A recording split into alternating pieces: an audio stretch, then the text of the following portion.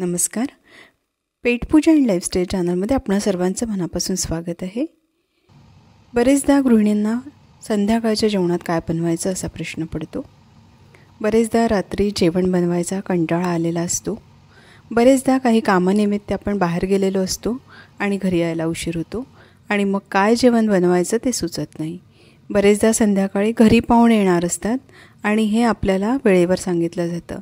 अशा वेळी कमीत कमी वेळात काहीतरी छानसा बेत करायचा असतो. कारण काहीही असू दे पण झटपट होणारा बेत करायचा असतो. जेवण तर सगळ्यांना आवडलं पाहिजे, पण रोज तेच नको. झटपट तयार झालं पाहिजे आणि आपल्याला त्रासही कमीत कमी झाला पाहिजे. असं जर तुम्हाला वाटत असेल तर मग माझ्या पद्धतीने करा मटर पुलाव आणि ताक.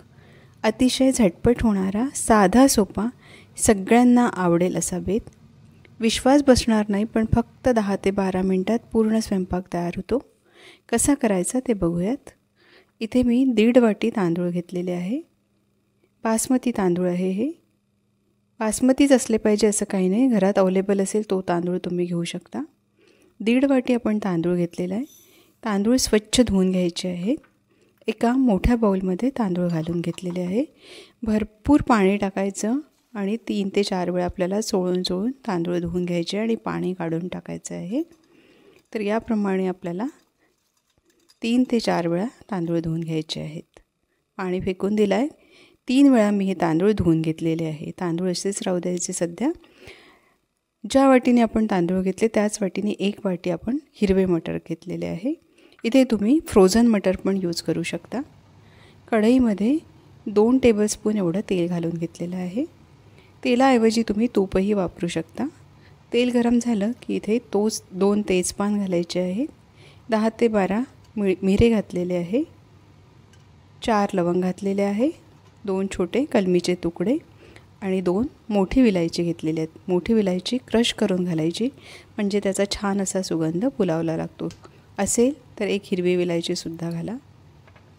जिरं घेतलेलं आहे अर्धा चमचा. साधारण 10 सेकंद एवढं तेलामध्ये होऊ द्यायचं आणि नंतर कांदा घालायचा आहे. तर 1 मोठा कांदा इथे मी लांब चिरून घातलेला आहे. हाय फ्लेमला कांदा आपल्याला होऊ द्यायचा आहे. तेलामध्ये छान परतवून घ्यायचा. कांदा मऊ होतपर्यंत परतवून घ्यायचा आहे. कांदा मऊ झाला की यात मिरच्या घालायच्या आहेत. तर इथे 3 मिरच्या मी लांब मिरच्या मधून एक काप देऊन लांब कापून घेतलेल्या आहे. एका मिरचीचे साधारण 3 तुकडे करून घेतलेले आहे आणि 3 मिरच्या इथे आपण घातलेल्या आहे. तेलामध्ये होऊ द्यायचं कांद्यासोबत. मिरची झाली की इथे 1 चमचा लसूण, अद्रक, जिरं आणि कोथिंबीरची पेस्ट घातलेली आहे. ही पण आपल्याला तेलामध्ये होऊ द्यायची आहे. व्यवस्थित परतवून घ्यायची. याप्रमाणे परतवून घ्यायची आहे. साधारण 1 मिनिटपर्यंत आपण परतवून घेतलेली आहे. इथे मी काही ड्रायफ्रूट्स घेतलेले आहे. बदाम भिजवून 6 ते 7 बदाम आणि 6 ते 7 काजू घेतलेले आहे आणि 1 मूठभर एवढे बेदाणे घेतलेले आहे. काजूचे आपण मधून तुकडे करून घेतलेले आहे, काप करून घेतलेले आहे मधून, आणि बदामाची साल काढून त्याचेही मधून आपण काप करून घेतलेले आहे. तेलामध्ये साधारण 1 मिनिटपर्यंत आपण ड्रायफ्रूट्स होऊ दिलेले आहे. त्यानंतर आपण जे मटर घेतलेले ते धुवून घालून घेतलेले आहे. तेलामध्ये व्यवस्थित होऊ द्यायचे. हे पण साधारण 2 मिनिटपर्यंत आपण परतवून घेतलेले आहे. यात आता आपल्याला तांदूळ घालून घ्यायचे आहे. जे तांदूळ आपण धुवून घेतलेले आहे ते घालून घेऊया. पूर्ण तांदूळ इथे मी घालून घेतलेले आहे. तेलामध्ये साधारण 2 ते 3 मिनिटपर्यंत आपल्याला तांदूळ व्यवस्थित परतवून घ्यायचे आहेत. याप्रमाणे इथे जर तुम्हाला वापरायचं असेल तर तुम्ही तूपही वापरू शकता. तुपामुळे पण खूप छान टेस्ट येते. याप्रमाणे साधारण 2 ते 3 मिनिट परतवून घ्यायचे आहेत तांदूळ. इथे आपण लाल मिरची पावडर किंवा हळद बिलकुलही घालणार नाही आहोत. पाणी गरम करून घेतलेलं आहे आणि गरम पाणी आपल्याला इथे वापरायचं आहे. तर ज्या बाऊलने आपण तांदूळ घेतले त्या बाऊलने 3 बाऊल भरून आपण पाणी घालून घेतो आहे.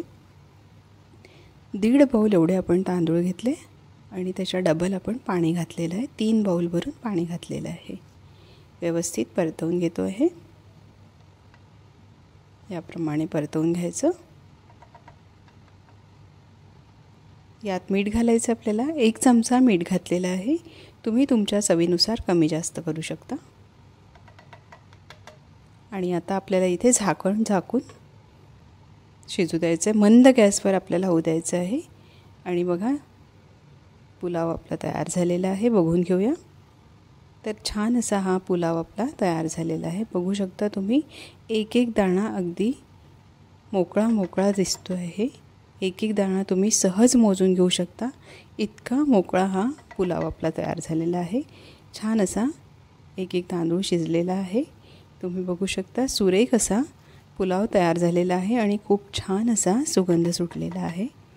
तर पुलाव आपला इथे तयार झालेला आहे. वरतून थोडीशी कोथिंबीर घातलेली आहे. मिक्स करून घ्यायचं. हे बघा याप्रमाणे मिक्स करून घेतलेलं आहे.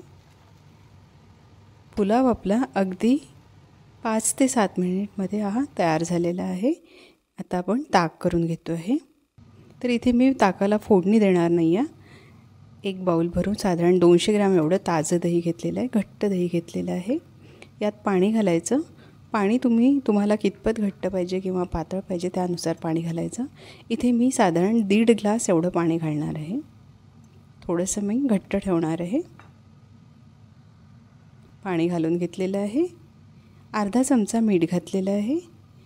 1 टेबलस्पून एवढं साखर घेतली, पण फक्त 2 चमचे साखर घातलेली आहे. पोहे खायच्या चमच्याने 2 चमचे. पाव चमचा काळं मीठ घातलेलं आहे. पाव चमचा मिरे पावडर आणि पाव चमचा जिरे पावडर घेतलेलं आहे.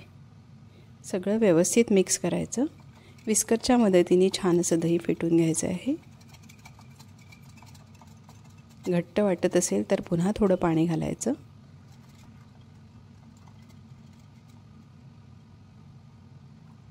मी इथे थोडंसं कमी पाणी घातलं आहे. 1.5 ग्लास फक्त पाणी घातलेलं आहे. तुम्हाला वाटलं तर थोडं जास्त घालू शकता. थोडं घट्ट असं हे ताक मी राहू दिलेलं आहे. हे बघा याप्रमाणे ठेवायचं.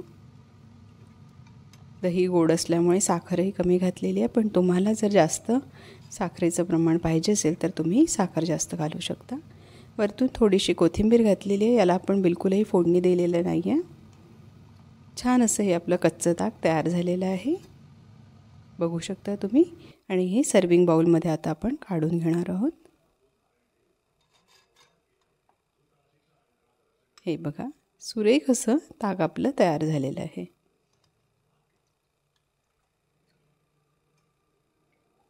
ताक आपण सर्विंग बाउलमध्ये काढून घेतलेलं आहे. आणि पुलाव पण आता आपण डिशमध्ये काढून घेतो आहे. छान असा मोकळा पुलाव आपला तयार झालेला आहे. सुरेख असा रंग आलेला आहे आणि सुरेख असा सुगंध सुटलेला आहे.